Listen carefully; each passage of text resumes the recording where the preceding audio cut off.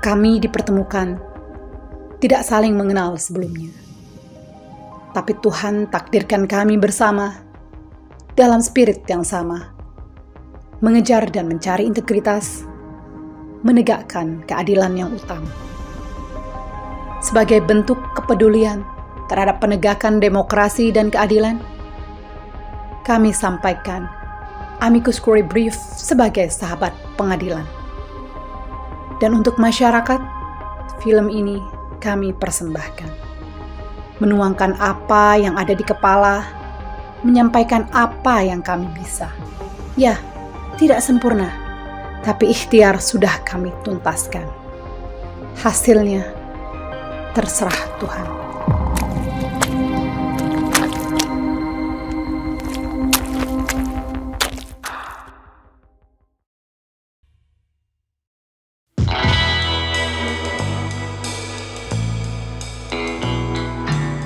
Semua berawal dari alat ini, ya.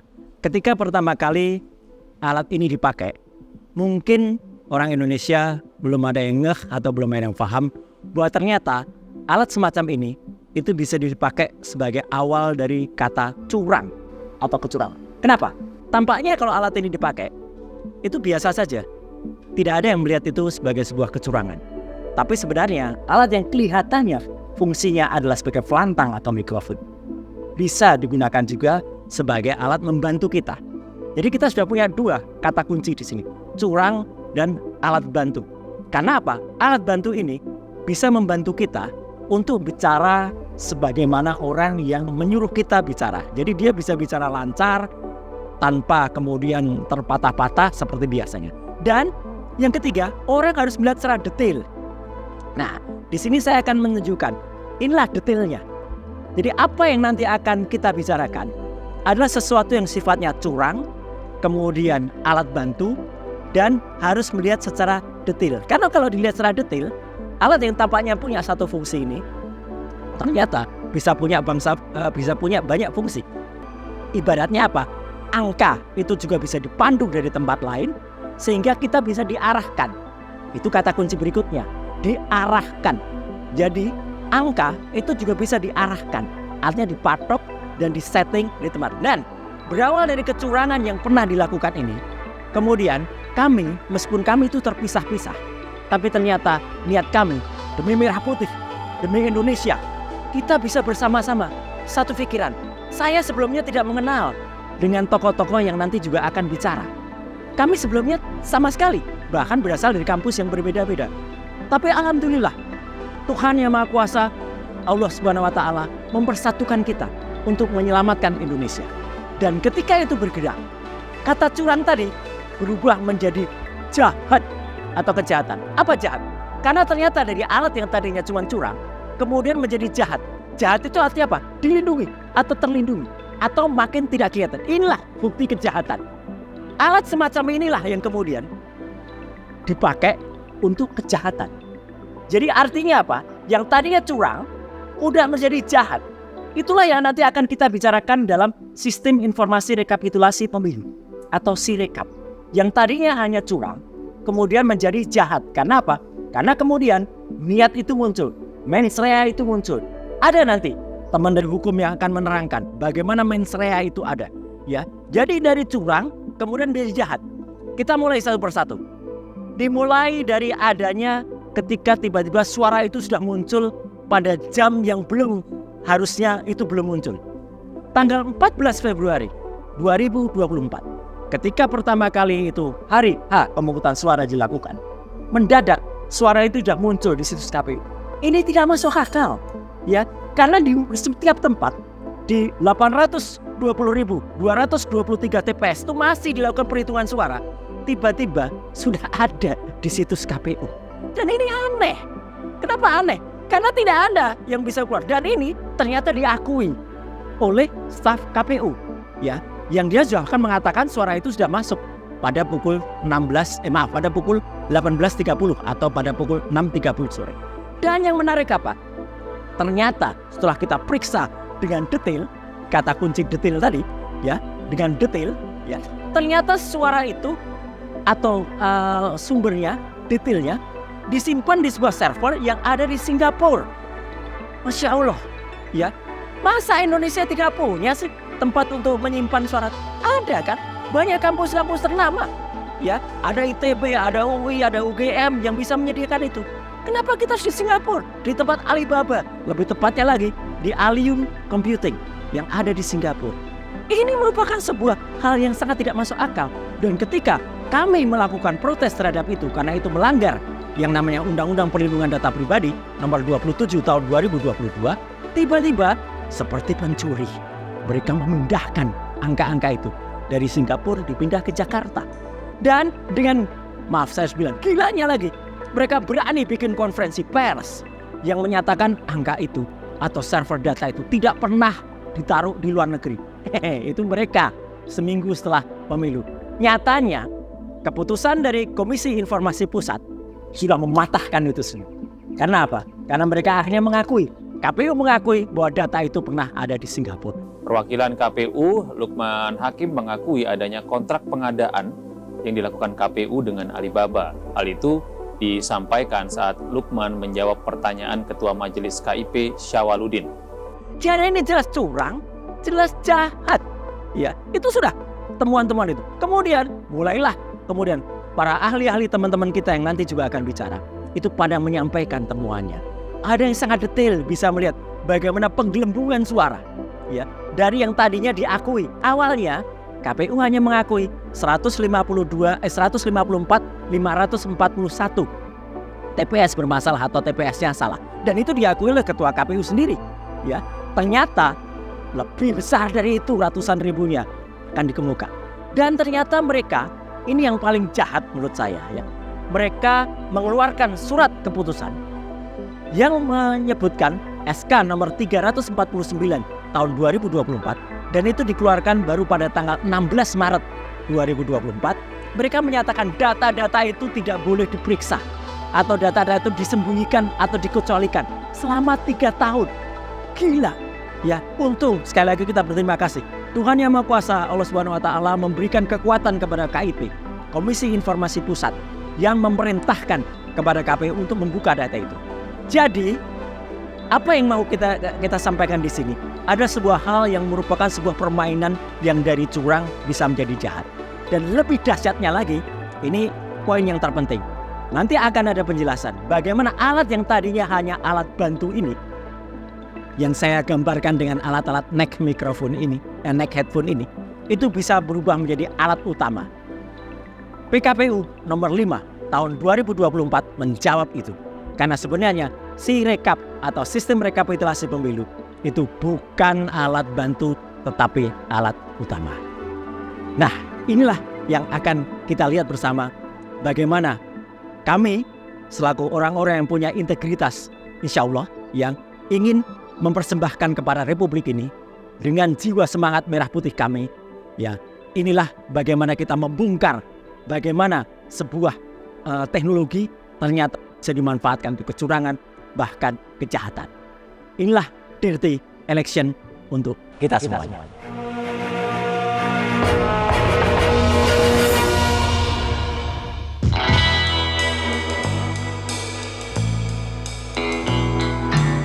Sekarang kita bahas soal amicus curiae ya. Amicus curiae yang kami sampaikan APDI kepada Majelis Mahkamah Konstitusi. Jadi sebenarnya apa sih amicus curiae itu? Amicus curiae itu dia dari amicus dan curiae. Amicus itu sahabat atau teman dan curiae itu court atau pengadilan. Jadi amicus curiae itu sahabat pengadilan. Maksudnya adalah kita masyarakat itu bisa menyampaikan pendapat kita atau pandangan kita terhadap suatu kasus yang sedang disidangkan oleh suatu persidangan, terutama kasus yang menyangkut kepentingan publik. Di situ kita sebagai masyarakat menyampaikan partisipasi masyarakat kita memberi saran kepada majelis hakim. Nah, dasar hukumnya sendiri ada. Kalau di Indonesia itu Undang-Undang Kehakiman, jadi hakim itu wajib menggali, memahami dan mengikuti nilai-nilai hukum dan keadilan yang ada di masyarakat gitu. Jadi itu dasar hukumnya. Nah, kemudian kalau dari APDI sendiri, APDI itu kan Aliansi Penegak Demokrasi Indonesia. Jadi kita itu kumpulan antara alumni-alumni ITB yang paham soal IT dan juga lawyer-lawyer yang paham hukum gitu. Nah, kenapa kita berinisiatif mengajukan amicus curiae? Karena kita melihat dari persidangan yang ada di MK sekarang ini itu banyak yang belum selesai gitu. Maksudnya apa? Ini kan di persidangan itu sistemnya speedy trial ya. Jadi pemohon menyampaikan kesaksiannya, kemudian dari termohon atau terkait juga menyampaikan kesaksiannya, tapi kemudian tidak ada suatu saling counter atau konfrontir antara kesaksian gitu. Nah, di sini peran kita. Jadi setelah kita mencermati pemohon ini menyampaikan kesaksian, kemudian termohon menyampaikan kesaksian. Nah, kita nilai nih menurut pandangan kami. Jadi di situ yang kami tuangkan dalam amicus curiae. Nah, dari amicus curiae ini kira-kira ada 4 poin yang kita sampaikan ke MK. Pertama soal tentang kewenangan mahkamah, kemudian tentang beban pembuktian, kemudian yang ketiga tentang keabsahan calon pasangan 02 terutama dalam wakil presiden, dan keempat tentang Sirekap itu sendiri, karena itu yang banyak menyita perhatian. Yang pertama itu tentang kewenangan mahkamah.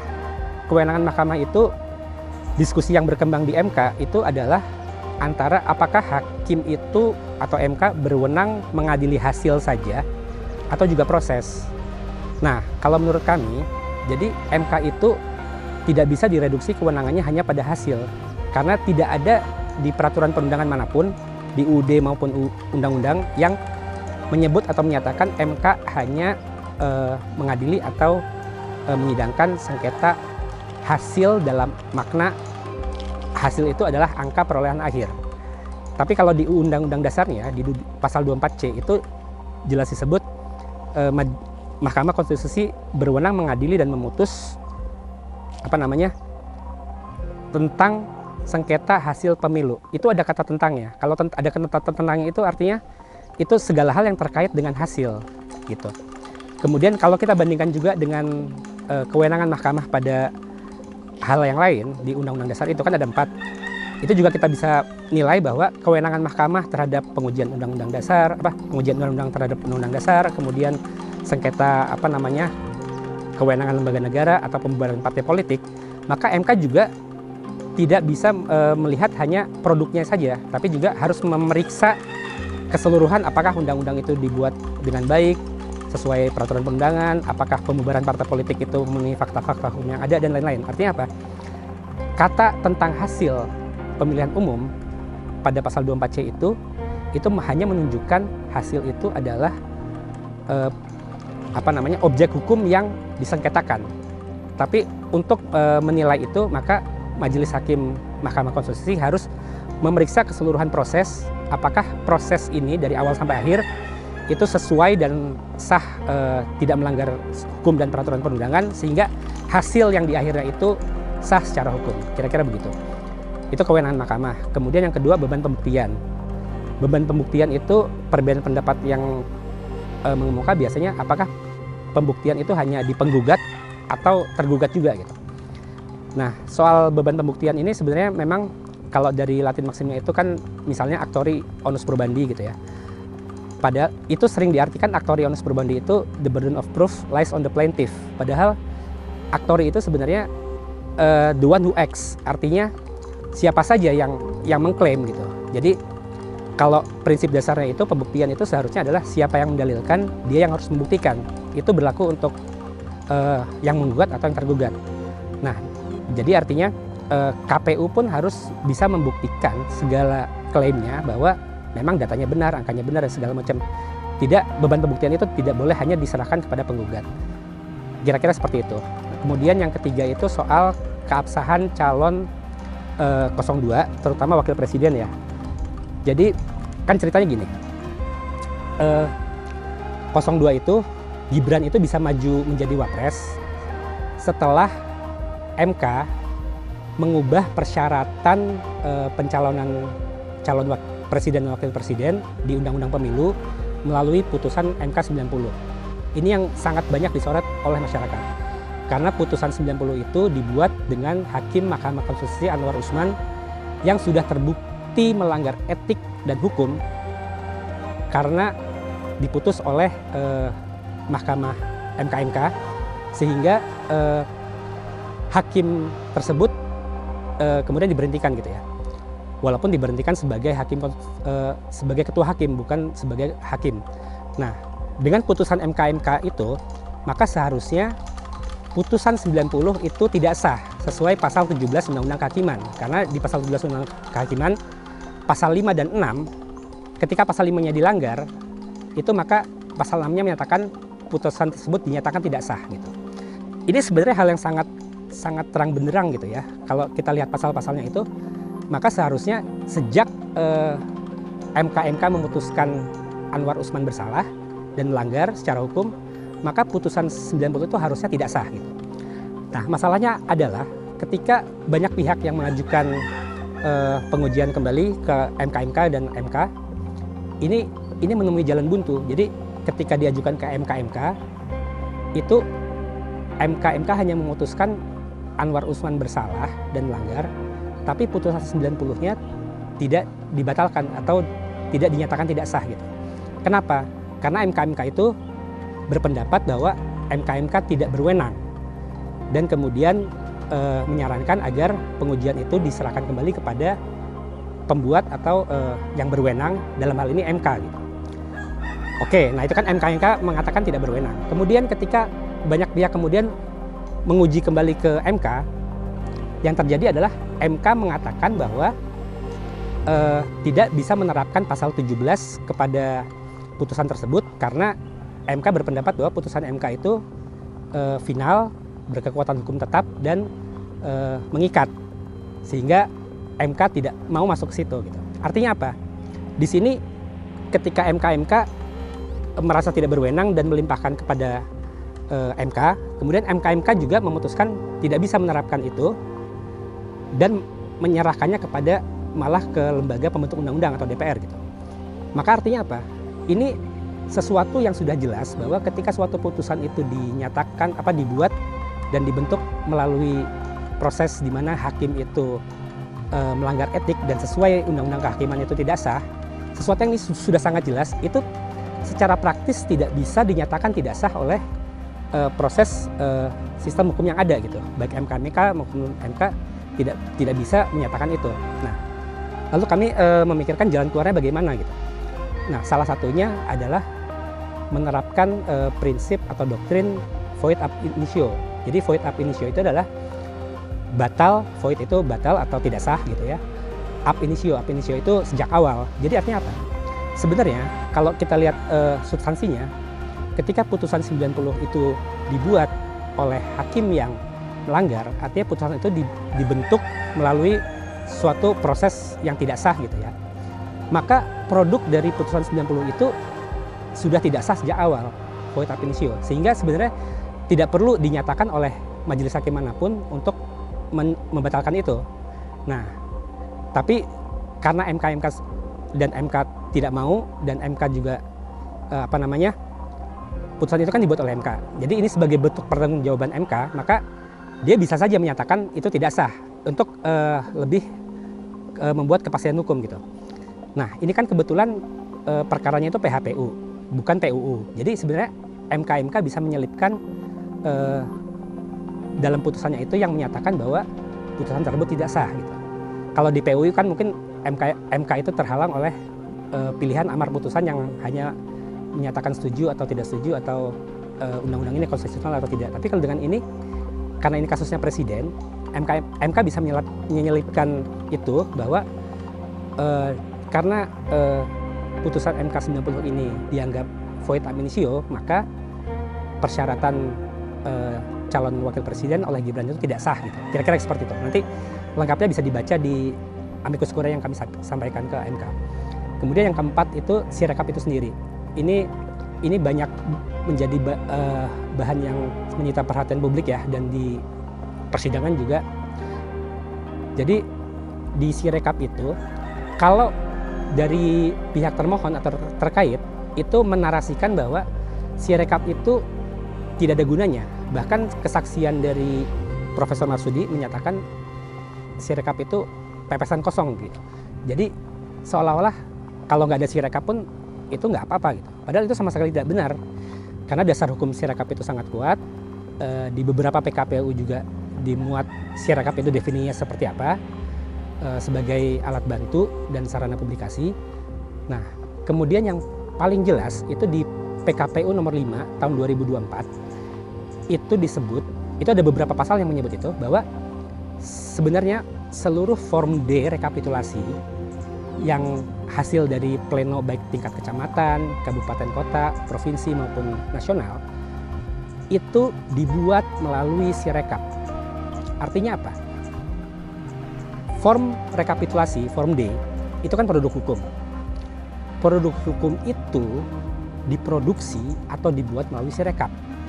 Artinya antara Sirekap dan proses rekapitulasi itu satu kesatuan, tidak bisa dipisahkan, dan produk hukumnya itu diproduksi oleh Sirekap.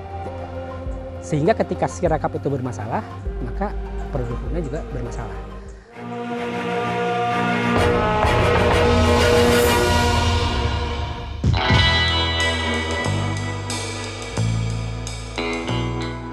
Pemirsa, Dewan Kehormatan Penyelenggara Pemilu atau DKPP menjatuhkan sanksi peringatan keras terakhir kepada Ketua KPU Hasyim Asyari. Peringatan keras terakhir kepada Hasyim Asyari. Assalamualaikum. Dewan Kehormatan Penyelenggara Pemilu atau DKPP memutuskan Ketua KPU Hasyim Asyari telah melanggar kode etik. Pemberhentian dengan tidak hormat kepada Anwar Usman sebagai Ketua Mahkamah Konstitusi. Anwar Usman dinilai melakukan pelanggaran berat etik dan perilaku. Menjatuhkan sanksi pemberhentian dari jabatan Ketua Mahkamah Konstitusi kepada hakim terlapor. Pilpres 2024 telah menimbulkan perilaku yang bobrok oleh penyelenggara pemilu, yaitu KPU. Bahkan MK berada dalam posisi melanggar moralitas, rasionalitas, dan etika profesi hakim, MK, dan komisionaris KPU, dan lain-lain. Hal ini telah menimbulkan ketidakadilan dan intolerable, ketidakadilan yang melampaui batas toleransi atau kewajaran karena dilakukan oleh suprastruktur kekuasaan dengan melanggar Undang-Undang Dasar dan TAP MPR dan Undang-Undang. Dengan kondisi seperti ini, maka MK harus menyatakan diri berwenang memeriksa dan mengadili perkara perselisihan hasil pemilu yang diajukan oleh paslon 1, paslon 3, karena proses pemilu telah melanggar asas-asas pemilu, asas-asas pemerintahan yang baik, asas-asas etika bernegara.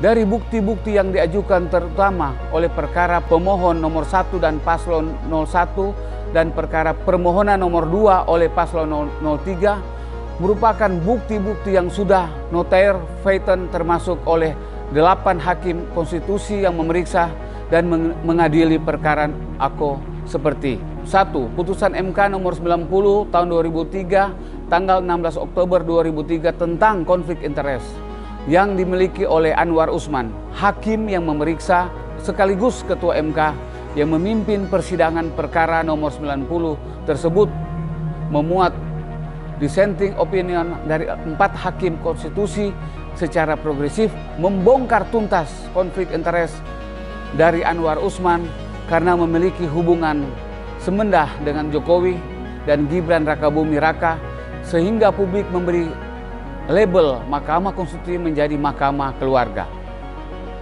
2.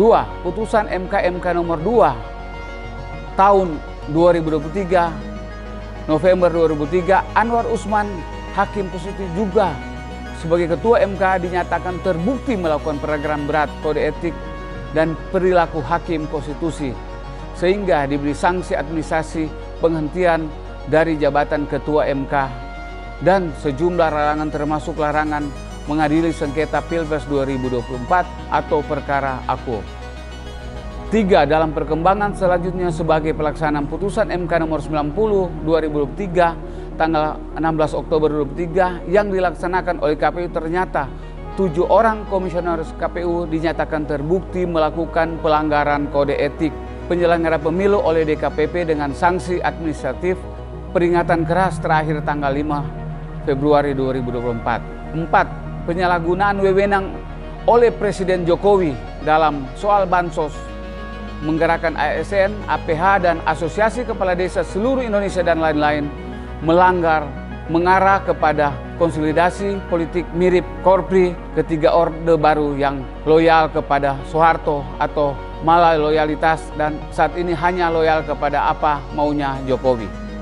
Semua fakta dan peristiwa yang diuraikan di atas telah diuji dalam persidangan di MK dan telah menjadi alat bukti hukum dalam persidangan MK sehingga telah menjadi kekuasaan pembuktian yang sah dan jauh pada suatu kesimpulan bahwa pemilu 2004 penuh dengan kecurangan, kejahatan pemilu, dan ketidakadilan yang intolerable yang berimplikasi kepada cacat hukum paslon 02 sehingga berasas hukum untuk dinyatakan tidak sah didiskualifikasi oleh Hakim Konstitusi dalam perkara AKO.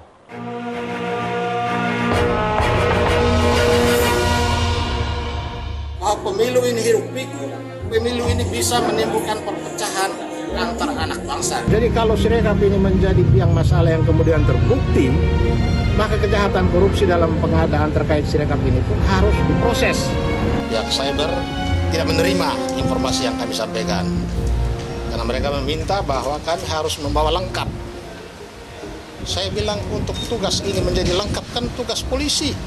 Mulai dari putusan Mahkamah Konstitusi nomor 90 yang akhirnya masyarakat menjuluki Mahkamah Konstitusi sebagai Mahkamah Keluarga.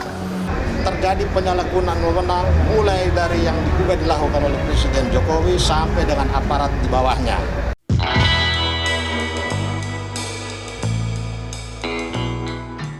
Sebagai negara yang merdeka dan berdaulat, kita memiliki sistem hukum, ya, sistem konstitusi yang semuanya diatur di dalam Undang-Undang Dasar 45. Salah satu sistem hukum yang dibangun dan sesuai dengan perintah konstitusi adalah setiap 5 tahun Indonesia menyelenggarakan pemilihan umum. Karena itu pemilihan umum merupakan sebuah peristiwa hukum yang sangat penting bagi sebuah bangsa yang merdeka dan berdaulat. Karena ketika pemilihan umum itulah kita melahirkan kepemimpinan nasional, dalam hal ini presiden dan wakil presiden, dan sekaligus kita juga melahirkan wakil-wakil rakyat melalui apa yang disebut pemilu. Jadi sekali lagi bahwa pemilu merupakan sarana kedaulatan rakyat, tetapi sekaligus pemilu juga merupakan peristiwa penting, ya, dalam bidang hukum atau dalam konstitusi karena melahirkan kepemimpinan nasional yaitu presiden dan wakil presiden dan DPR, DPD RI, karena di tangan mereka lah sebuah kebijakan, semua ketentuan tentang peraturan perundang-undangan dilahirkan oleh sebuah pemerintahan hasil pemilu. Nah, akan tetapi apa yang terjadi dengan pemilu 2024 jika kita bandingkan dengan pemilu-pemilu sebelum-sebelumnya, baik pemilu 2019 ya atau pemilu 2014 atau lebih jauh lagi pemilu sejak awal reformasi, maka kualitas pemilu atau kualitas Pilpres tahun 2024 merupakan pemilu dengan kualitas sangat jelek, sangat brutal. Bahkan banyak pihak memberikan cemooh kepada pemerintah, kepada presiden, kepada penyelenggara pemilu sebagai sebuah lembaga yang tidak mampu menjaga kemandirian, ya, sebagai sebuah institusi yang diberi wewenang oleh Undang-Undang Dasar 45 untuk menyelenggarakan pemilu. KPU tidak bisa menjaga kemandiriannya. Bahkan tidak hanya KPU, Mahkamah Konstitusi sendiri tidak bisa menjaga kemandirian dan kemerdekaan lembaganya sesuai dengan jaminan yang diberikan oleh Undang-Undang Dasar 45. Tetapi ini menjadi salah siapa? Jika kita merunut peristiwa di mana Mahkamah Konstitusi disebut-sebut sebagai telah terkontaminasi nepotisme, maka kita bisa menunjukkan fakta-fakta bahwa Mahkamah Konstitusi ketika menghadapi beberapa persidangan terkait dengan perkara uji undang-undang, ya terutama undang-undang yang menyangkut uji undang-undang tentang pemilu, nampak sekali Mahkamah Konstitusi berada dalam cengkeraman nepotisme. Siapa nepotisme yang ada di Mahkamah Konstitusi? Kita lihat. Di Mahkamah Konstitusi ketuanya dipimpin oleh seorang hakim konstitusi bernama Anwar Usman, yang ternyata Anwar Usman ini adalah ipar kandung dari Presiden Jokowi. Dan ketika perkara nomor 90 diajukan ke persidangan, ternyata pemohon perkara 90 itu sesungguhnya memperjuangkan Gibran Raka Buming Raka untuk menjadi calon wakil presiden. Kenapa kita katakan bahwa perkara 90 itu merupakan perkara yang memperjuangkan Gibran Raka Buming Raka untuk menjadi calon wakil presiden? Karena di dalam permohonan itu nama Gibran disebut-sebut sampai kurang lebih 10 kali oleh si pemohon. Disinilah kemudian setelah perkara itu diputus pada tanggal 16 Oktober 2023, masyarakat memberi reaksi yang luar biasa. Resistensi dari berbagai pihak, dari para aktivis, para guru besar, dari tokoh politik, tokoh masyarakat, tokoh agama, semua bersatu padu mempersoalkan putusan Mahkamah Konstitusi tentang Hakim Konstitusi mengubah pasal 169 huruf Q tentang batas usia minimum seorang calon wakil presiden. Mengapa ini dipersoalkan? Ternyata yang dipersoalkan adalah bahwa putusan itu tidak memberikan jaminan, ya, tidak memberikan suatu kepastian hukum dan keadilan bagi seluruh rakyat Indonesia. Putusan nomor 90 itu lebih memfokuskan kepada kepentingan Presiden Jokowi dalam membangun nepotisme di dalam pemerintahan dengan memasukkan anaknya agar menjadi calon wakil presiden dan bisa meneruskan kepemimpinannya. Padahal nepotisme, ya, kolusi atau korupsi itu satu paket yang oleh undang-undang dan TAP MPR dilarang, ya. Apalagi nepotisme itu adalah produk dari reformasi di dalam TAP MPR nomor 11 tahun 1998 tegas menyatakan bahwa nepotisme sebagai suatu perbuatan yang dilarang. Kemudian diperkuat lagi dengan Undang-Undang nomor 28 tahun 1999 tentang penyelenggara negara yang bersih dan bebas dari KKN, di mana nepotisme itu sebagai perbuatan yang dilarang dan diancam dengan pidana penjara. Artinya ketika terjadi nepotisme di Mahkamah Konstitusi, di mana Presiden Jokowi setiap uji undang-undang, Presiden Jokowi merupakan salah satu pihak di dalam perkara uji undang-undang. Tetapi mengapa ketika perkara nomor 90 disidangkan oleh Mahkamah Konstitusi, Presiden Jokowi sebagai pihak tidak pernah menyampaikan keberatan kepada Hakim Konstitusi Anwar Usman agar dirinya mundur dari perkara itu.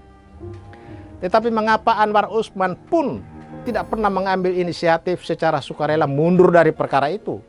Padahal dia tahu perkara yang dia sidangkan adalah perkara tentang ponakannya yang disebut-sebut bernama Gibran Raka Buming Raka untuk bisa diloloskan dari calon wakil presiden.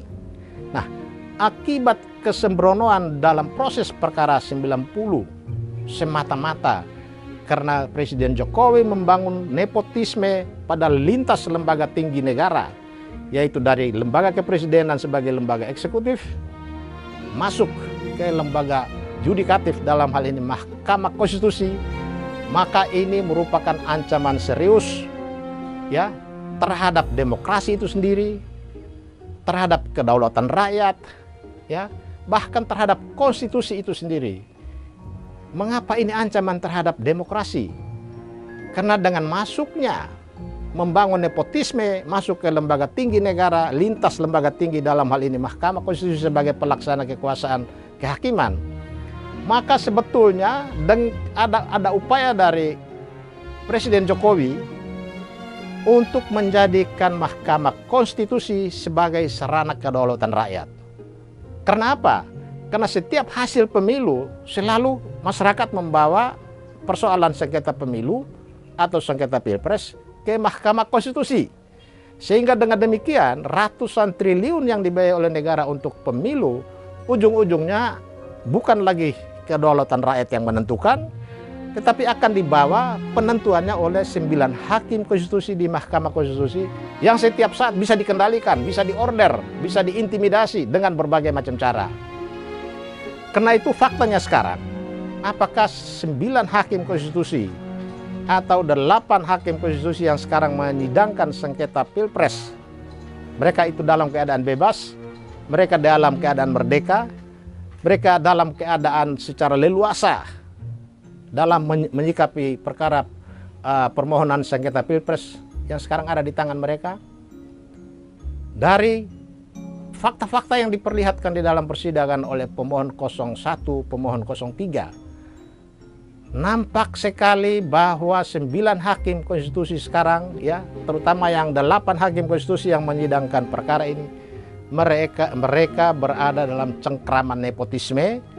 Kenapa? Karena yang disebut-sebut nama Anwar Usman itu sampai sekarang masih ada di Mahkamah Konstitusi sebagai hakim konstitusi, sekalipun dia tidak ikut menyidangkan perkara sengketa Pilpres. Tetapi walaupun dia tidak ikut menyidangkan sebagai hakim konstitusi dalam perkara ini, tetapi peran-peran lain patut diduga dia bisa lakukan. Karena dia masih ada di situ, dia masih bisa berkomunikasi dengan hakim-hakim yang lain. Seharusnya dalam rangka pengamanan terhadap sengketa Pilpres dan demi menjaga netralitas dan kemandirian berikut kebebasan hakim-hakim konstitusi, maka Anwar Usman seharusnya diisolasi di suatu tempat sehingga dia tidak boleh berhubungan dengan cara apapun dengan 8 hakim konstitusi yang rekannya sendiri sekarang menyidangkan perkara di Mahkamah Konstitusi. Kita tidak melihat kebijakan dari Mahkamah Konstitusi untuk mengisolasi hakim konstitusi Anwar Usman, sehingga potensi Anwar Usman bisa melakukan sejumlah tindakan, katakanlah mempengaruhi 8 hakim konstitusi agar dalam menyidangkan atau memutus perkara gugatan sengketa Pilpres tidak boleh lari dari putusan 90 yang sudah sekarang dinyatakan sebagai final dan mengikat. Itu bisa saja terjadi. Karena itu, dalam menyikapi perkara gugatan sengketa Pilpres saat ini, 8 hakim konstitusi harus memenuhi rasa keadilan 270 sekian juta rakyat Indonesia yang saat ini masuk pada detik-detik menanti keadilan dari Mahkamah Konstitusi. 8 hakim konstitusi saat ini ditunggu merealisasikan integritas mereka sebagai negarawan yang ditunjuk oleh rakyat, ya, mengendalikan, membangun Mahkamah Konstitusi yang betul-betul memenuhi harapan rakyat. Tetapi jika saja hakim konstitusi yang 8 orang ini masih dicengkeram oleh putusan 90 yang sekarang juga menjadi salah satu objek perdebatan di dalam persidangan Pilpres, maka ini juga secara langsung tidak langsung mempengaruhi kebebasan, kemandirian hakim-hakim konstitusi, kemerdekaan Mahkamah Konstitusi sendiri. Karena pada dasarnya begitu putusan Mahkamah Konstitusi dalam perkara nomor 90 yang bunyinya seperti itu antara lain meloloskan Gibran Raka Buming Raka, maka sejak saat itu sesungguhnya 9 hakim konstitusi di Mahkamah Agung berada dalam cengkraman nepotisme. Karena itu apakah kita bisa berharap besok ini 8 hakim konstitusi bisa memutus ini secara adil sementara integritas mereka diragukan? Mengapa kita ragu? Karena kejujuran mereka, ya, kepakaran mereka, kemampuan mereka sudah tergadaikan dengan putusan nomor 90 itu sendiri. Karena itu putusan 90 ini suka tidak suka, secara langsung atau tidak langsung dia sudah mengikat kaki, tangan, dan kepala 8 hakim konstitusi itu. Tinggal sekarang ini apakah 8 hakim konstitusi itu memiliki keberanian untuk keluar dari cengkraman putusan 90 itu. Misalnya saja 8 hakim konstitusi berani menyatakan bahwa putusan 90 meskipun merupakan putusan yang final dan mengikat, tetapi putusan itu adalah putusan yang non-eksekutable. Putusan yang tidak mempunyai kekuatan eksekutorial. Jadi walaupun kita tetap menghargai putusan itu, tetapi putusan itu dalam aspek sengketa Pilpres, putusan itu harus dikesampingkan. Dengan mengenyampingkan putusan 90 itu, 8 hakim konstitusi memiliki keleluasaan. Ada ruang yang cukup, ruang tentang kemerdekaan bertindak, kebebasan dalam memilih pasal-pasal, ya, mengambil pertimbangan yang parameternya adalah rasa keadilan rakyat. Tetapi apakah itu kita bisa jamin? Saya kemudian mengingat kemarin beberapa tokoh, ya, baik tokoh agama, tokoh politik, tokoh kampus, semua bersatu padu, berbondong-bondong datang ke Mahkamah Agung memberikan dukungan. Mereka menyatakan diri sebagai sahabat dari Mahkamah Konstitusi. Itu berarti harapan publik terhadap Mahkamah Konstitusi, terutama dalam menentukan hasil Pilpres besok. Karena hasil Pilpres ini adalah peristiwa hukum yang sangat penting yang bisa mengubah status kepemimpinan nasional kita ke depan, ya, karena kita akan punya seorang presiden dan wakil presiden Indonesia yang baru hasil pemilu. Maka kemandirian dan kemerdekaan hakim harus dijaga. Tidak kurang dari kita dengar kemarin dari beredar di YouTube bahwa Habib Rizik sendiri berani memberikan jaminan, bahkan juga mengancam kepada negara tidak boleh mengintervensi, mengintimidasi, menakut-nakuti 8 hakim konstitusi. Karena di tangan 8 hakim konstitusi ini akan menentukan hitam putihnya negara hukum. 8 hakim konstitusi akan menentukan bahwa kedaulatan itu ada di tangan rakyat, yang dilakukan melalui pemilu tanggal 14 Februari 2024 kemarin. Jadi kalau 8 hakim konstitusi per hari ini berada dalam ketakutan, dalam intimidasi, apalagi intimidasi yang dilakukan karena dosa-dosanya diketahui dan di tangan eksekutif yang setiap saat bisa digunakan untuk menakut-nakuti mereka, maka harapan akan kedaulatan ada di tangan rakyat yang disalurkan melalui pemilu 2024 dapat dipastikan sia-sia. Karena ternyata pemilu ini tidak jujur, pemilu ini tidak sesuai dengan prinsip-prinsip konstitusi. Ya, prinsip-prinsip itu kemudian diimplementasikan atau direalisasikan kembali di dalam undang-undang pemilu. Ini semua hanya slogan-slogan semata-mata, ini semua hanya fata morgana. Jadi sekali lagi, dengan melihat fakta-fakta persidangan yang diungkapkan oleh para pihak, baik pemohon 01, pemohon 03, ya, bukti-bukti yang ditampilkan, maka kita sesungguhnya pada hari ini sudah tidak memiliki lagi seorang presiden. Kita hanya punya wakil presiden. Apalagi Undang-Undang Dasar 45 menyatakan bahwa seorang presiden bisa diberhentikan karena tidak lagi memenuhi syarat sebagai presiden. Pertanyaannya, apakah saat ini Presiden Jokowi memenuhi syarat sebagai seorang presiden? Menurut saya sudah tidak lagi sejak lahirnya putusan Mahkamah Konstitusi nomor 90 yang membuktikan bagaimana nepotisme sebagai monster yang menakutkan bagi semua rakyat pencari keadilan masih melekat di Mahkamah Konstitusi.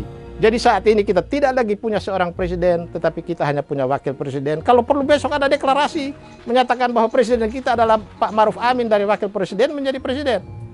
Tinggal sekarang kekuatan di parlemen, beranikah mereka bersikap menyatakan bahwa Jokowi berada dalam posisi tidak lagi memenuhi syarat sebagai seorang presiden.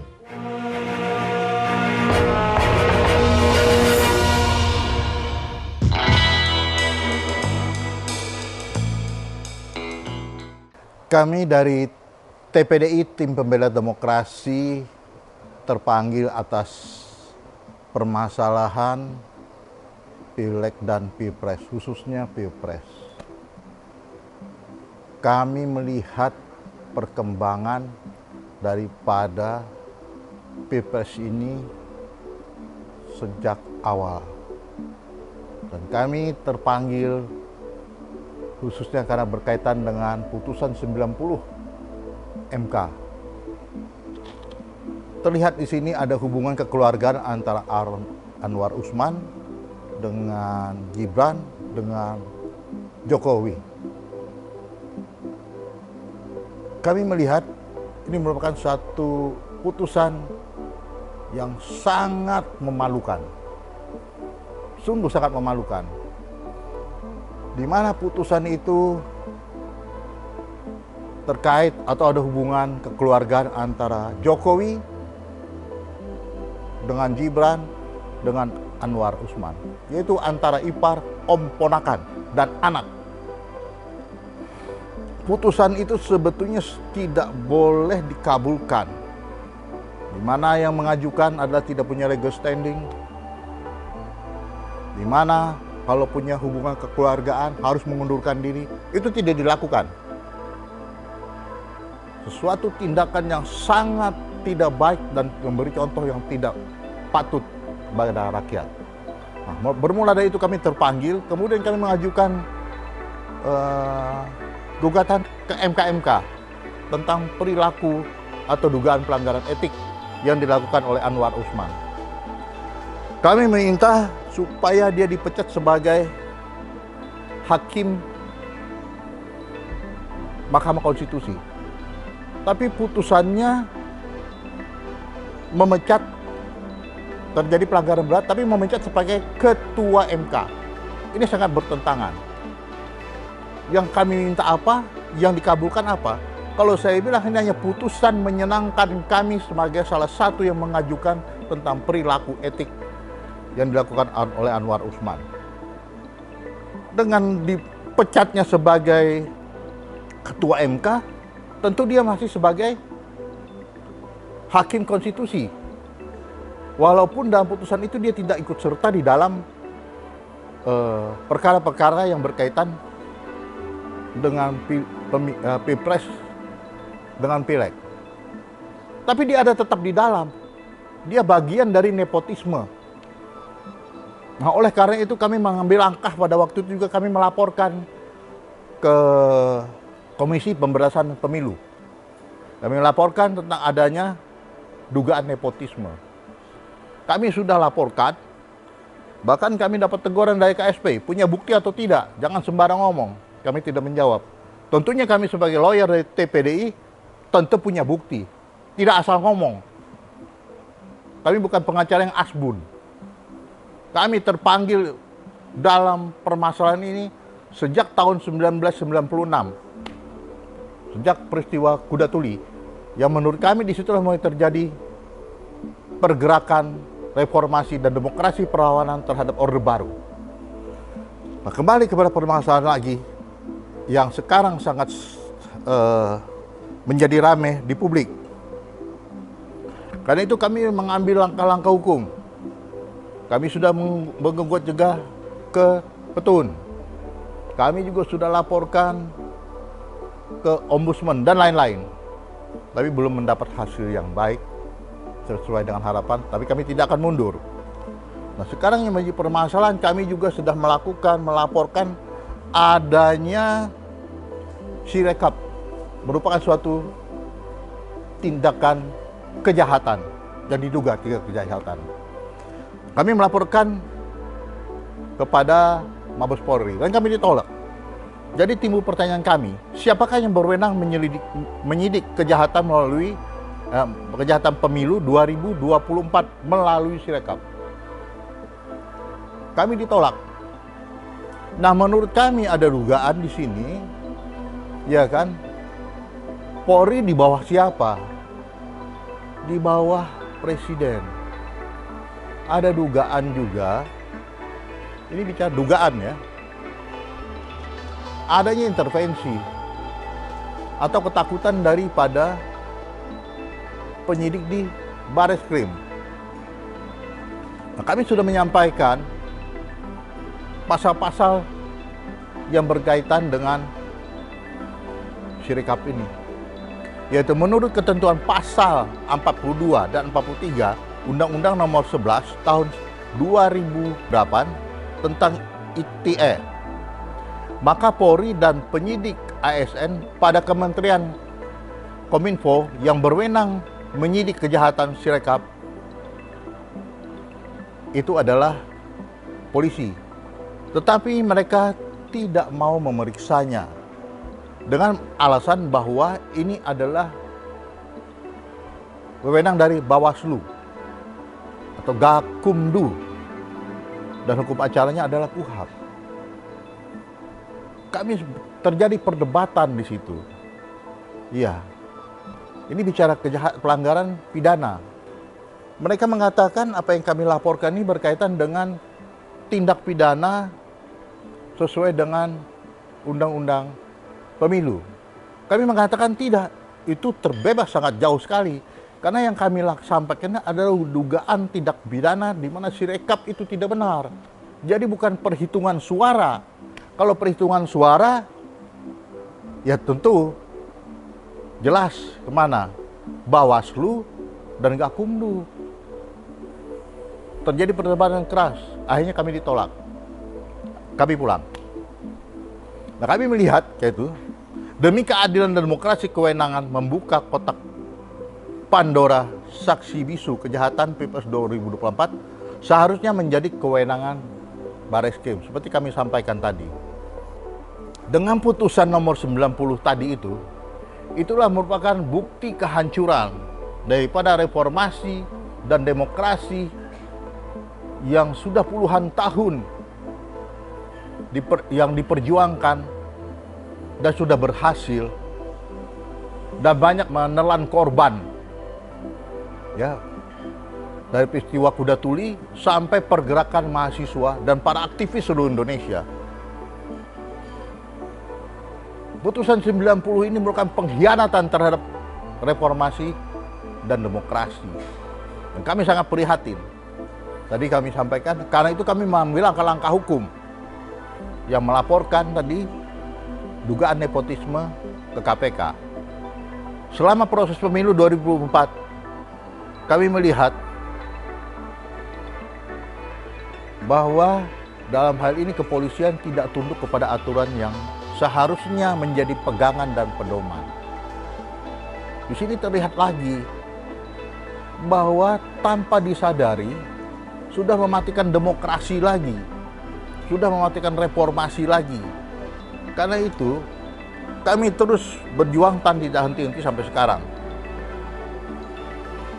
Kami melihat apa yang terjadi karena Polri di bawah Presiden ada dugaan, tentu mereka takut. Ini terlihat harusnya ada tindakan tegas dan memisahkan oleh yang Jokowi mengatakan jalan jika ada terjadi peristiwa-peristiwa yang berhubungan dengan pelanggaran dari institusi yang terkait, dalam hal ini KPU, jika melanggar ketentuan yang tidak sesuai dengan Undang-Undang Pemilu. Tapi ini dibiarkan. Terlihat di sini tidak ada etika. Kita lihat aspek etika berbangsa dan bernegara menurut TAP MPR nomor 6/MPR 2001 tentang etika kehidupan berbangsa. Sangat tidak dihormati. Padahal seharusnya disadari bahwa aplikasi Sirekap KPU merupakan instrumen teknologi informasi yang secara langsung menyentuh azas pemilu. Karena fakta fungsi Sirekap ternyata tidak sejalan atau bertentangan dengan pasal 22E Undang-Undang Dasar 1945, yaitu azas luber dan jurdil, dan pasal 28F Undang-Undang Dasar 1945, yaitu hak setiap warga negara untuk berkomunikasi dan memperoleh informasi untuk mengembangkan pribadi dalam dan lingkungan sosial dan seterusnya. Sementara pada sisi yang lain, terdapat banyak fakta pelanggaran pemilu dan kejahatan pemilu yang telah mempengaruhi proses dan hasil proses Pilpres tahun 2024. Semata-mata kesalahan, kelalaian, dan kesengajaan oleh penyelenggara pemilu yaitu KPU, termasuk melalui instrumen aplikasi Sirekap KPU.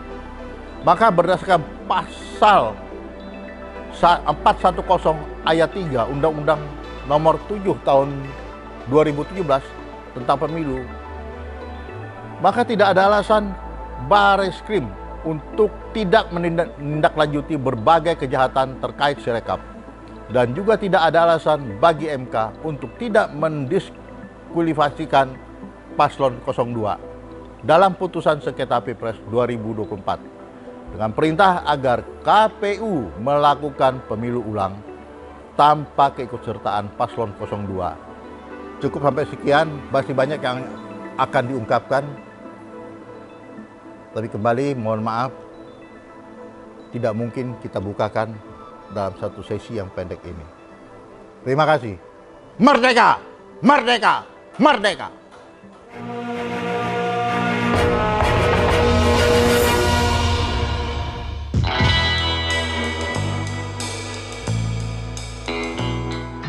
Berdasarkan Kamus Besar Bahasa Indonesia, kata integritas adalah mutu, sifat, atau keadaan yang menunjukkan kesatuan yang utuh sehingga memiliki potensi dan kemampuan yang memancarkan kewibawaan dan kejujuran. Integritas juga wujud dari keutuhan prinsip moral dan etika bangsa dalam kehidupan bernegara tentunya.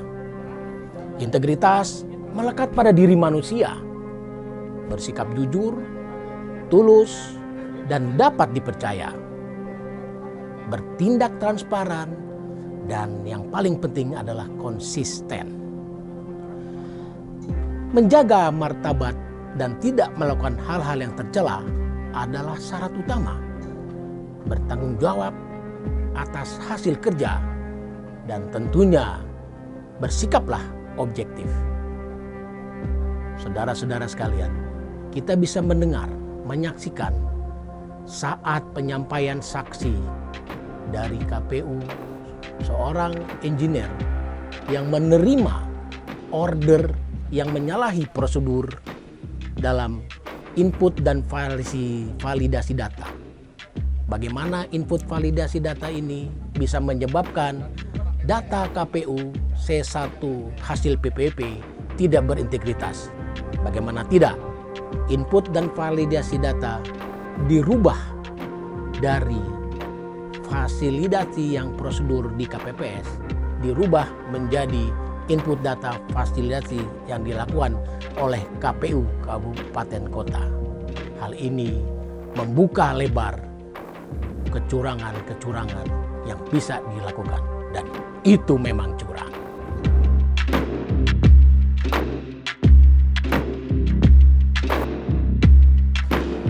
Pepesan kosong menggema di saksi MK. Dia mengatakan bahwa fungsi Sirekap hanya adalah pepesan kosong. Padahal, rekan-rekan sekalian, fungsi Sirekap memiliki dasar hukum yang kuat.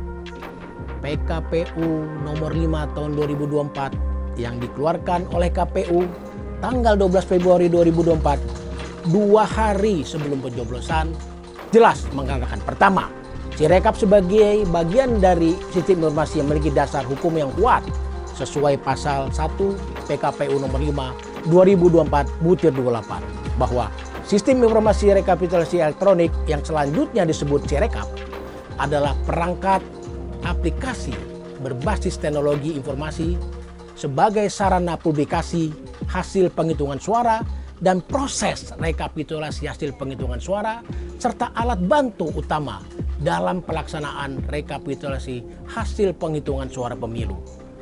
Dari ketentuan pasal ini dapat disimpulkan bahwa kedudukan Sirekap dan peran Sirekap ada 3. Pertama, sarana publikasi hasil penghitungan suara.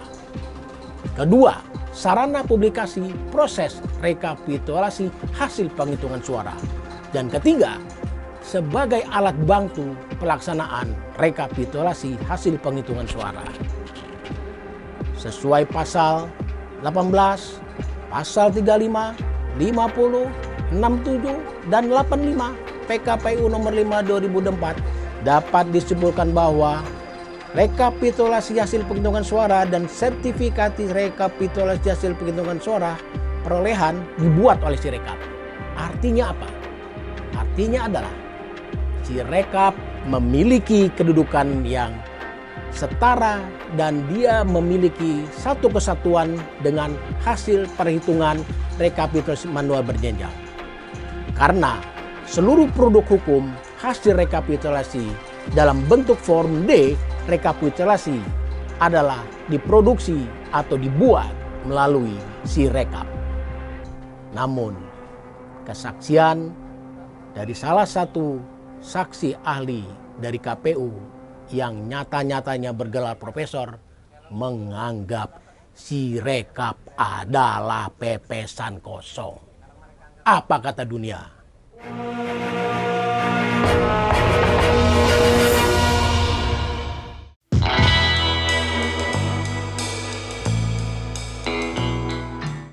Saya mau bawa persoalan ini pada kata integritas.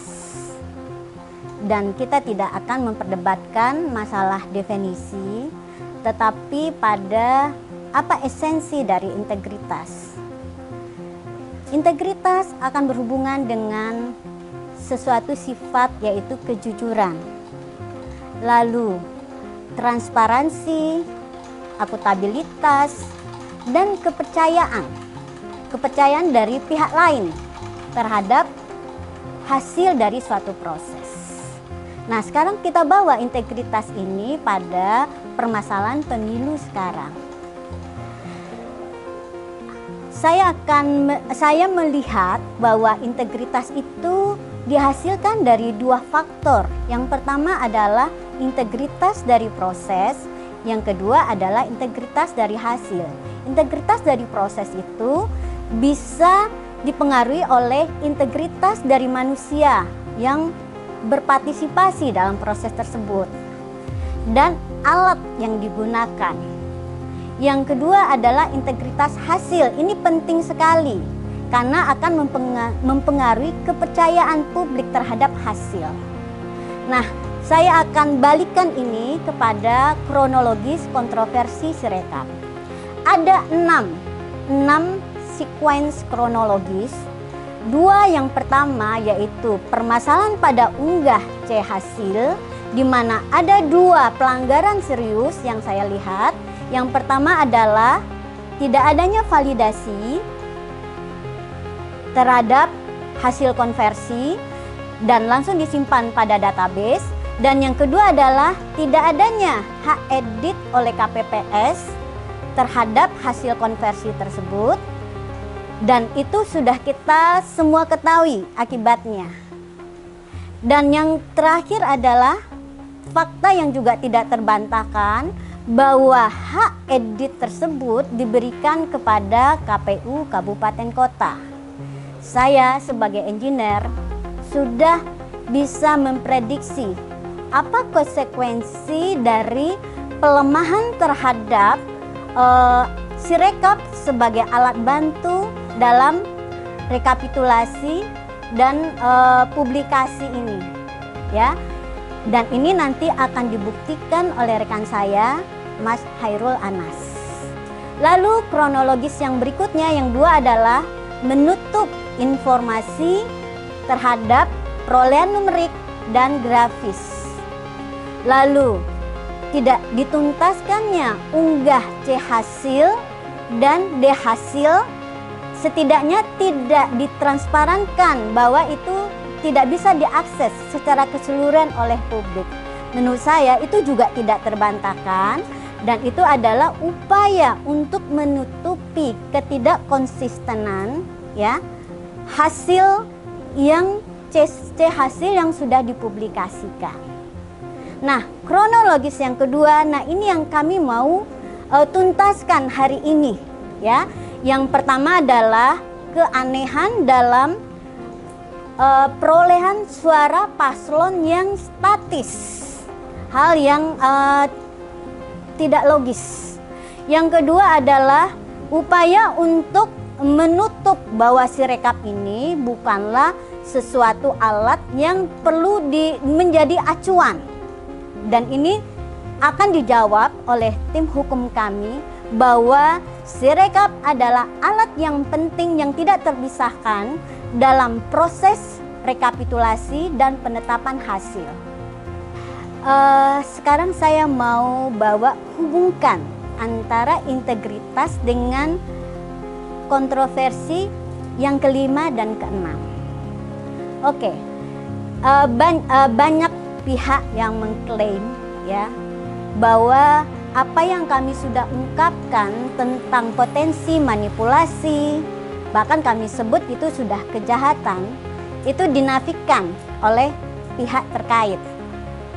Ini akan dibuktikan bahwa manipulasi yang terjadi itu akan berhubungan dengan kontroversi yang kelima, bahwa hasil prosentase itu sudah tidak bisa dipertanggungjawabkan, sudah tidak berintegritas, dan akibatnya itu tingkat kepercayaan publik terhadap hasil yang sudah ditetapkan itu hilang, dan konsekuensi hukumnya adalah ketidaksahan dari hasil tersebut. Kemudian yang keenam, bahwa Sirekap itu bukan sesuatu yang dipertimbangkan dalam rekapitulasi, itu juga tidak benar, ya. Bahkan ada yang menganggap pepesan kosong itu menurut saya adalah upaya untuk menutupi bahwa hasil tersebut sudah tidak berintegritas. Berhubungan dengan kontroversi yang kelima dan enam, ya, perolehan para paslon yang ditampilkan yang relatif statis itu dari temuan-temuan dan fakta-fakta di lapangan, saya akan menyebutnya itu bukan lagi kejahatan. Kalau itu dilindungi, ya, dinafikan, maka saya menyebutnya ini akan menjadi skandal besar. Skandal besar Pilpres 2024. Kenapa demikian? Saya akan mengkonfirmasi pernyataan, ya, bahwa Sirekap dianggap sebagai pepesan kosong. Itu adalah upaya untuk menutupi skandal besar ini. Dan jika ini dibiarkan, yang saya khawatirkan adalah ini akan menjadi beban bersama, bahwa kita pernah mengabaikan, ya, suatu hasil pemilihan yang tidak berintegritas, yang diabaikan, dianggap tiada dengan menutupi Sirekap, ya, itu akan menjadi dosa bersama. Saya sebagai engineer menganggap ini sudah fraud. Tidak bisa ditutupi lagi dengan mengatakan bahwa ini tidak ada TSM, bahwa Sirekap tidak dipakai. Tidak. Sebagai engineer, sesuatu pelanggaran yang dilakukan bahkan pada kode program itu konsekuensinya sudah pasti. Bahwa jika ini dilakukan, sistem akan lemah, memudahkan manipulasi, dan pada hasilnya manipulasi ini, data-data itu akan menghasilkan informasi yang tidak benar, termasuk perolehan dari dan penetapan dari hasil rekapitulasi tersebut.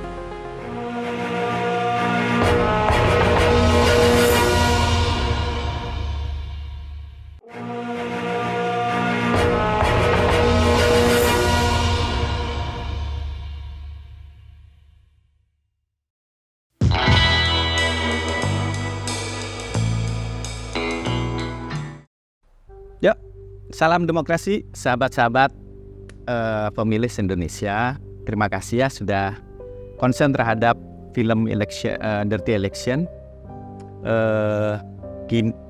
Kami mencoba menghimpun beberapa data terkait Sirekap. Kami membuat robot, namanya robot tidak hilas. Itu sebenarnya sudah berjalan sejak 2019, kita aktifasi ulang di tahun ini. Ternyata temuan kita luar biasa, dahsyat gitu ya. Saya menamakan cerita ini dengan temuan data invalid Sirekap, ya. Nanti slide-nya akan kita share di halaman web Dirty Election. Jadi begini. Sebelum saya menjelaskan beberapa temuan itu, kita ingin cerita dulu.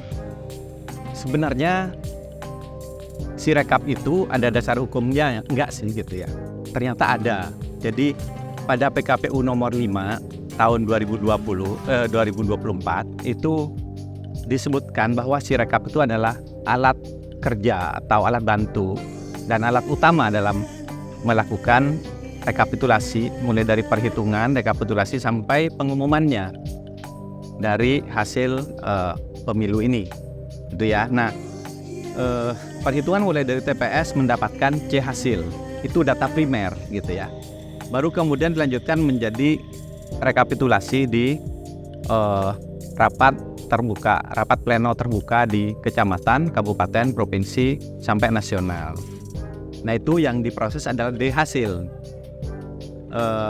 Dari C hasil, ketika direkap menjadi D hasil, hasilnya diupload ke Sirekap lagi, gitu. Jadi hasil yang dibawa pulang oleh para peserta rapat itu dikeluarkan oleh D hasil.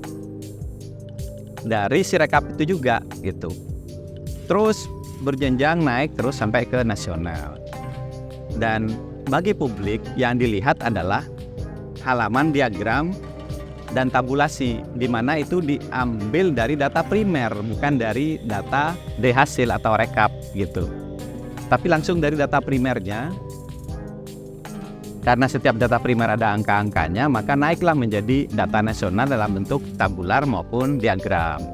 Nah, itu yang disebutkan dalam PKPU nomor 5 2024 gitu ya.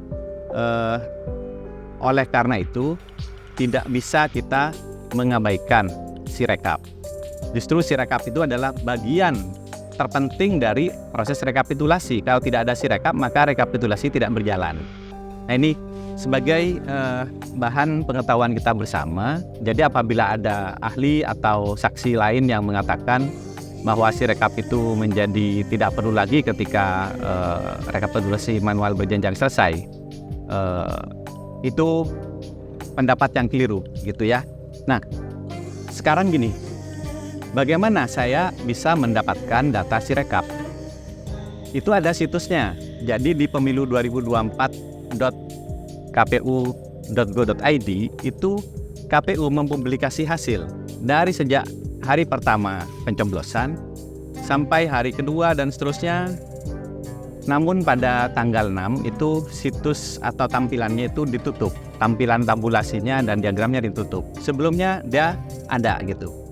Nah, pada saat ditampilkan itu kita bisa membaca datanya baik dengan mata maupun dengan program. Nah, sejak tanggal 6 itu mata kita tidak bisa lagi melihat hasilnya. Tapi hanya bisa melihat gambar C1. Tabulasinya, diagramnya itu sudah tidak ada lagi. Tapi kalau kita menggunakan program, kita membaca JSON, data JSON yang ada di webnya KPU, di mana itu juga tidak kasat mata gitu ya. Kita tetap bisa baca dan ternyata masih mengalir terus. Sampai terakhir kita mendapatkan data sekitar 63% data yang lengkap gitu ya.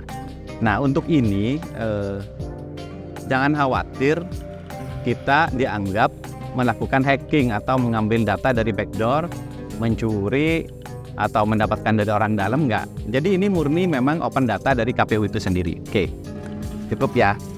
Oke, sekarang Sirekap itu sendiri bagaimana posisinya? Setelah Sirekap memang ada SK-nya atau PKPU-nya dari peraturan KPU nomor 5 2024, lantas bagaimana dengan sertifikasinya atau audit IT-nya terhadap aplikasi itu seperti apa? Nah, itu KPU yang bisa jawab. Kami masih meragukan kalau dikatakan ini sudah lolos audit. Kenapa? Karena sampai hari pencoblosan itu aplikasi masih ada update gitu ya. Jadi yang mana yang disertifikasi atau yang diaudit gitu. Maka kami menunggu dokumen yang dari KPU itu seperti apa, yang diperoleh KPU dari BRIN maupun dari BSSN katanya ya. Itu kita tunggu. Saya tidak bisa mengatakan itu tidak ada, tapi kalau ada maka pertanyaan besar, karena ternyata hasil kerja Sirekap ini amburadul. Bagaimana mungkin aplikasi seperti ini bisa mendapatkan sertifikasi gitu ya. Baik, untuk itu ketika data ini sudah kita ragukan gitu ya, satu-satunya cara sebenarnya kita itu mempercayai C1 atau C hasil yang ada metadatanya. Nah, ini kita sudah minta ke KPU dari pekan yang lalu, sekitar 2 hari sebelum Lebaran, sampai hari ini belum dijawab gitu ya. Padahal itu bukan data yang rahasia, seharusnya itu data publik, sudah diputuskan oleh Komisi Informasi Pusat ya.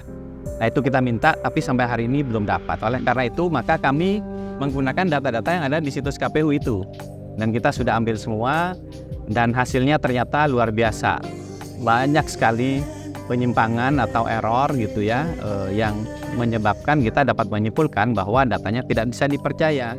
Apa aja yang saya lakukan? Saya melakukan pengecekan 6 hal. Pertama, kelengkapan data ya. Kelengkapan data, yang kedua profil halaman utamanya sebelum ditutup gitu ya. Yang ketiga adalah checksum terhadap kehadiran. Yang keempat, checksum terhadap suara paslon dan suara-suara yang lain ya. Yang diisikan di form C hasil. Kemudian kami juga melakukan checksum terhadap update data per batch yang dilakukan oleh KPU untuk melihat polanya gitu ya. Karena memang data itu tidak masuk per TPS tapi per kelompok gitu ya, per kelompok. Mungkin ada 1.000, 2.000 itu naik bersamaan, dan kita lihat berdasarkan timestamp-nya. Terakhir kami mengecek jejak perubahan yang terjadi. Jadi ada 6 ya. Oke, yang pertama kita bicara cek kelengkapan data. Ternyata hanya ada 63% TPS yang datanya lengkap dan diisi dengan baik. Ada C1-nya lengkap 3 halaman, ada datanya di input, kemudian data administrasi juga lengkap ya. Itu ada sekitar 519.353 suara atau setara 63,09%. Nah ini yang datanya lengkap, data administrasinya ada, data suaranya ada, C1-nya ada. Sisanya itu tidak lengkap, bahkan ada yang tidak ada sama sekali. Makanya ada yang sifatnya true false, false true, dan false false. Itu status di data KPU itu sendiri. Nah, dari yang 63% ini kita sisir lagi menggunakan checksum saya. Checksumnya antara lain ya. Misalnya saya mengecek penjumlahan paslon 1, 2, 3 dibandingkan dengan suara sah. Sama apa tidak? Ternyata ada 25.209 TPS yang tidak sama misalnya. Terus saya cek suara sah tambah suara tidak sah, apakah sama dengan suara total? Ternyata ada yang tidak sama lagi. Terus suara total apakah sama dengan pengguna total? Pengguna total apakah sama dengan DPT yang hadir, tambah DPTB, tambah DPK, dan seterusnya. Saya ngecek kira-kira terhadap data-data yang tadi lengkap. Ternyata ditemukan sekitar 7,71% TPS itu error. Jadi kalau dikurangkan terhadap yang tadi 63% itu, maka sisanya tinggal 55%. Itu data yang bersih, oke, secara aritmatika benar. Artinya sisanya ada TPS error dan TPS yang belum diisi atau belum lengkap itu sekitar 45%.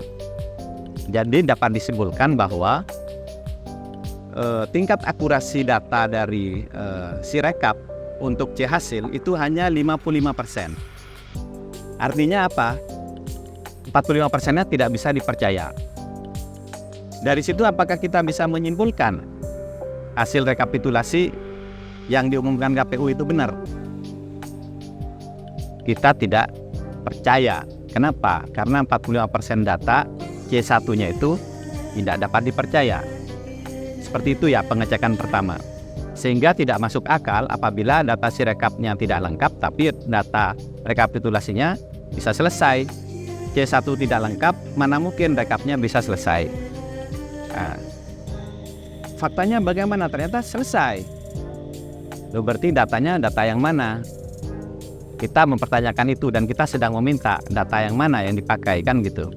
Oke, itu pengecekan pertama. Pengecekan kedua, kita mengecek halaman utama seperti saya sampaikan pada kesaksian waktu di depan Mahkamah Konstitusi. Saya mengecek data, ternyata ada data tertua di sistem Sirekap halaman pemilu 2024 itu. Data paling tuanya 14 Februari jam 21.46. Tapi di potret web archiver terhadap halaman KPU, beberapa jam sebelum jam 21.46 yaitu jam 18.30 sudah ada datanya. Sudah ada data, sehingga banyak yang curiga, loh kok ini sudah ada data sebelumnya, berarti itu data dari mana? Dan sekarang dicek itu data nggak ada. Dan jadi kemana sekarang data itu? Banyak yang mengatakan ini untuk membangun asumsi bahwa inilah hasil yang sudah tergambar saat itu, setidaknya sampai jam 21.46 gitu ya.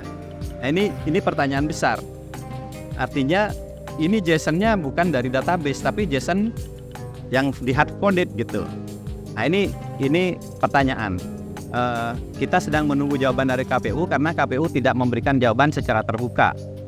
Katanya akan disampaikan log sistemnya, tapi kita belum dapat sampai hari ini.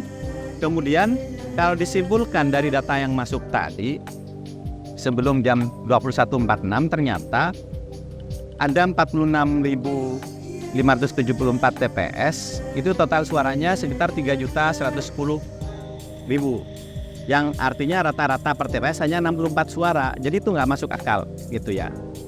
Tapi secara persentase ya seperti yang tergambar, ada 57% ya, 57% untuk 02, 57,75 tepatnya, kemudian 21,89 untuk 01, 20,36% buat 03. Nah ini cek halaman pertama gitu ya. Kita juga bisa ngecek di halaman pertama juga dari setiap progres TPS itu ya. Kita lihat sekian persen, misalnya di 64,14 ya, 64,14%, total suara paslon 77 juta. Kalau 100% kira-kira berapa proyeksinya? Itu hanya sekitar 120 juta, hampir 121 lah. Nah, bandingkan dengan suara versi KPU ketika diumumkan, total suara di 100% itu pada saat 20 Maret itu 164 juta, berarti ada selisih sekitar 43,5 juta suara. Ini suara apa gitu? Ini sekitar 43 juta inilah kita pertanyakan. Ini suara apa? Apakah penggelembungan atau suara hantu, atau ada data yang tidak match antara DPT, antara kehadiran dan seterusnya sampai menjadi suara paslon itu ya. Itu pengecekan yang kedua, masalah halaman pertama.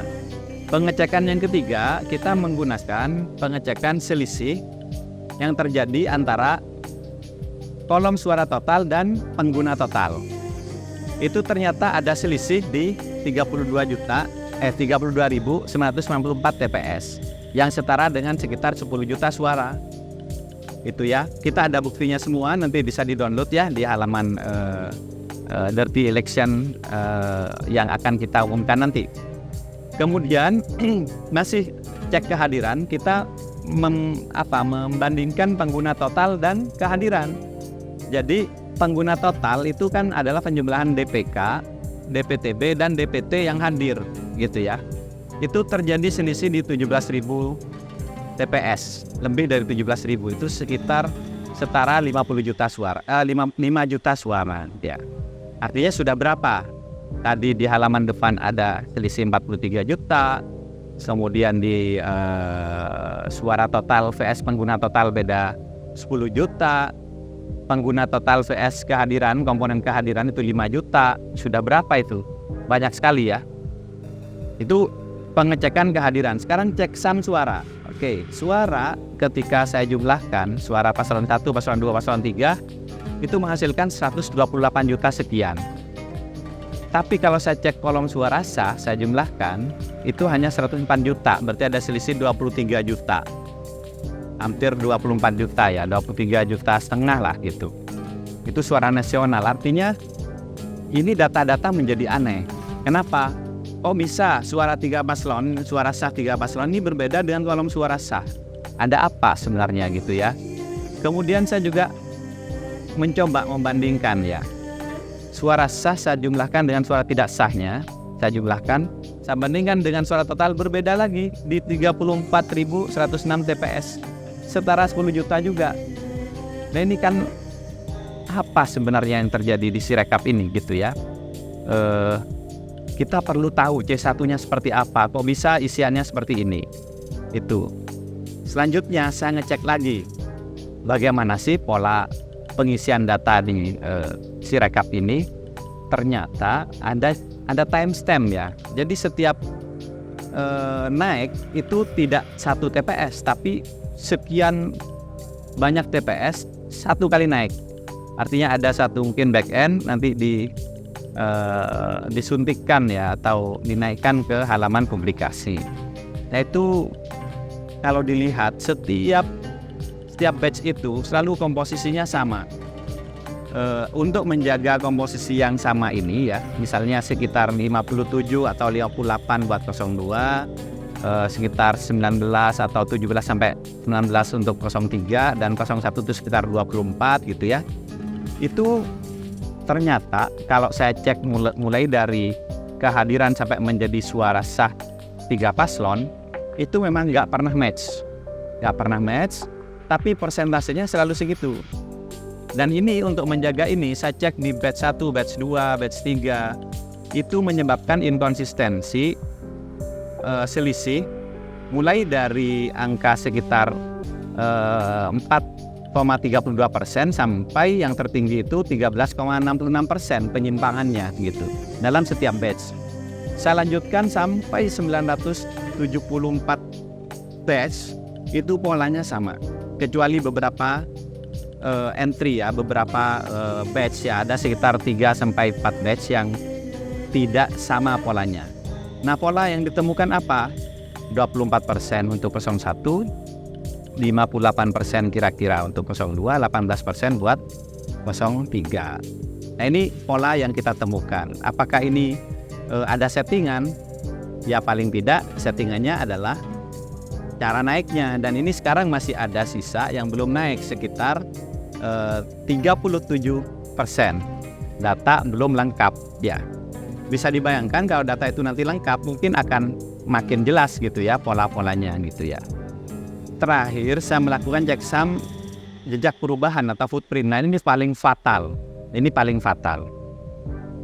Kalau yang tadi mungkin bisa salah, bisa dikoreksi gitu ya. Tapi proses koreksi ini bisa kita lihat apakah koreksi itu dari salah menjadi benar atau dari benar menjadi salah.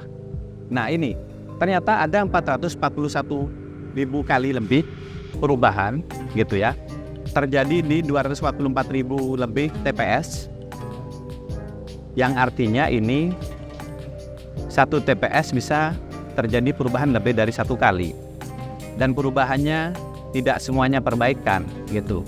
Justru kita menemukan yang sebaliknya. Apa yang ditemukan banyak sekali, ada perubahan C hasil ya, atau angkanya yang telah terisi lengkap tiba-tiba menjadi tidak lengkap. Ada yang dihapus suara paslonnya, ada yang dihapus kolom suara sahnya, ada yang angka checksum administrasinya dihapus gitu ya. Administrasinya itu yang selain suara paslon itu namanya data administrasi, itu hapus tiba-tiba padahal sebelumnya lengkap. Bahkan ada yang seluruh kolom itu dihapus kecuali C1-nya gitu. Penggantian C1 juga ada. Nah ini semua terjadi di seluruh provinsi. Jadi ini bukan daerah-daerah yang kurang sinyal atau akses internet tidak ada. Ini seluruh provinsi terjadi. Dan ini yang menurut saya paling parah, dan ini harus dipertanggungjawabkan oleh KPU. Dan saya sudah menunjukkan contoh-contohnya waktu saya bersaksi. Contoh perubahan dari data lengkap menjadi rusak, dari data lengkap menjadi kosong ya, dari data lengkap menjadi tidak lengkap, suara paslon dihapus atau berubah, dan lain-lain gitu ya. Termasuk profil C1-nya yang lumayan banyak ya, ada yang lucu-lucu, ada yang pakai cam scanner yang artinya ya metadata hilang dan seterusnya. Bahkan diakui bahwa metadata memang tidak disertakan gitu. Yang disertakan adalah digital signature. Nah metadata ini pertanyaan kenapa dihilangkan? Kalau metadata dihilangkan apa maksudnya gitu? Toh ini disalurkan lewat data KPU gitu ya, lewat sistem Sirekap. Kenapa harus takut? Kenapa harus menghapus? Gitu. Walaupun memang metadata bisa diedit, iya, tapi siapa yang mau edit kan itu masih di internal gitu. Langsung dari lokasi misalnya geotaggingnya nyala, sehingga ketika dikirim itu ada jamnya, ada tempatnya, ada profil dari penggunanya dan juga profil handphonenya gitu. Pertanyaan kenapa itu dihapus?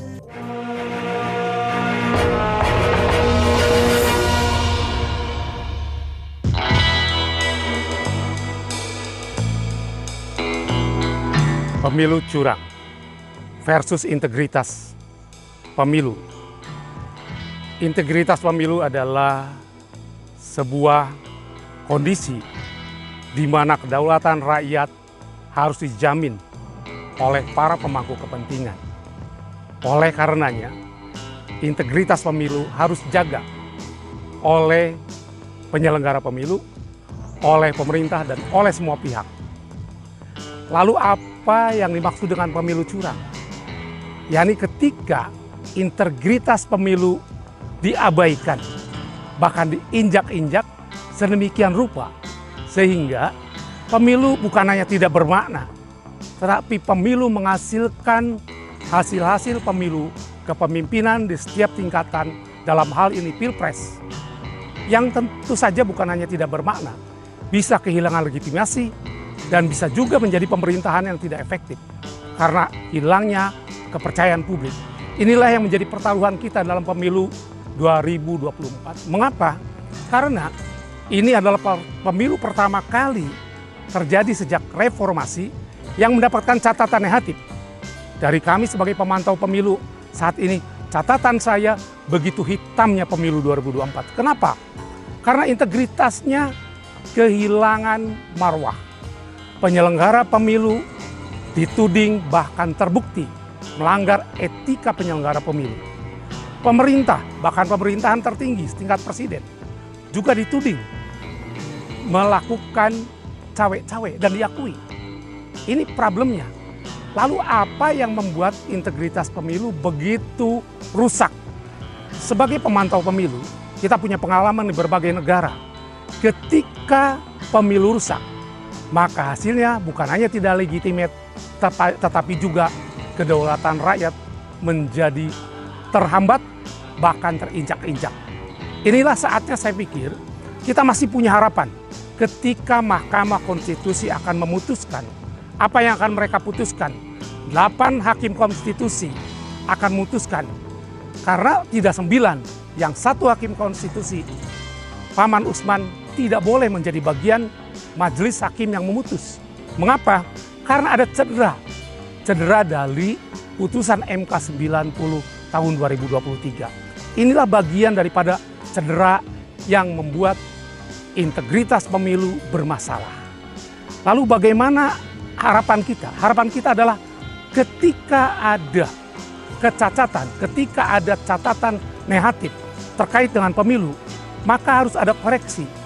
Dengan cara apa pemilu yang dituding curang, yang dituding tidak berintegritas, ini bisa dipulihkan. Ada yang namanya keadilan pemilu.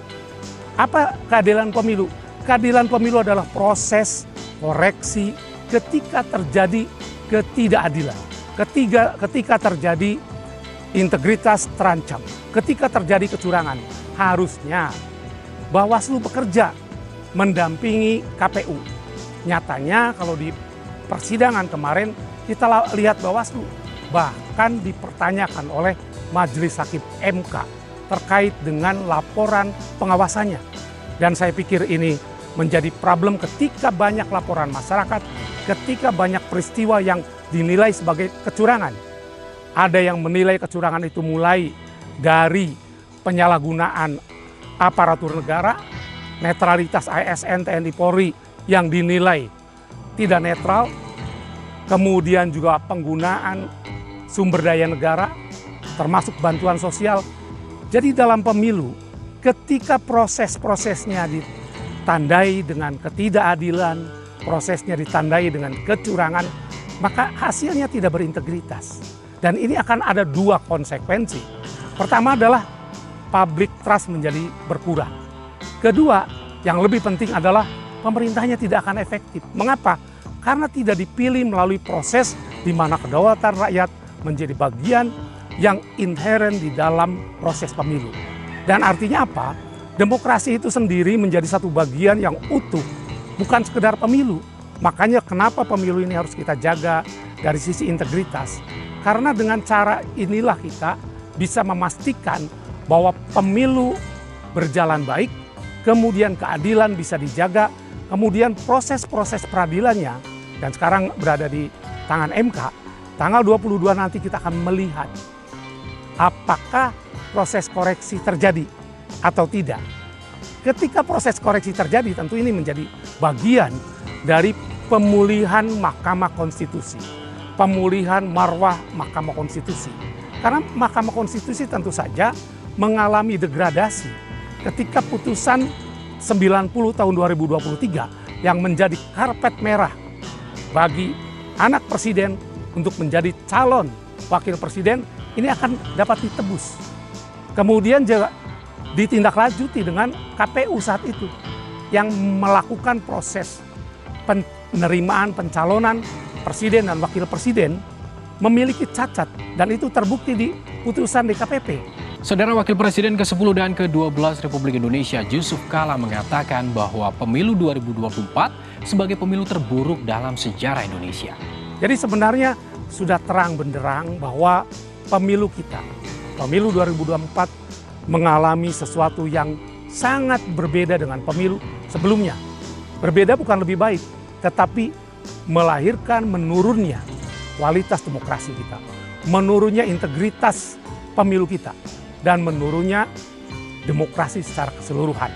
Dan ini saya pikir harus kita kembalikan sebagai bangsa, mari kita pulihkan bangsa kita dan ini menjadi pembelajaran siapapun presidennya, siapapun aparaturnya, siapapun menterinya ke depan harus hand off dari proses pemilu. Tidak mempengaruhi lagi proses-proses kepemiluan yang menguntungkan atau merugikan para calon, merugikan, menguntungkan kandidat. Karena apa? Karena itu mencederai bukan hanya sekedar itu sebagai cawe-cawe, tapi mencederai pemilu. Saya pikir PR kita masih panjang, tetapi kita menunggu tanggal 22 yang akan datang sebagai bagian dari proses pendewasaan bangsa. Saya yakin bahwa bangsa ini adalah bangsa yang besar, bangsa ini akan mampu menjaga integritas kedaulatan rakyatnya, dan mampu menjaga integritas pemilunya, dan dengan demikian maka kita akan menjadi bangsa yang penuh dengan keyakinan ke depan, menatap masa depan sepanjang kita mau melakukan koreksi setiap hal yang mungkin ada cacat, celah atau cedera. Saya berhenti sampai di sini. Terima kasih. Wassalamualaikum warahmatullahi wabarakatuh.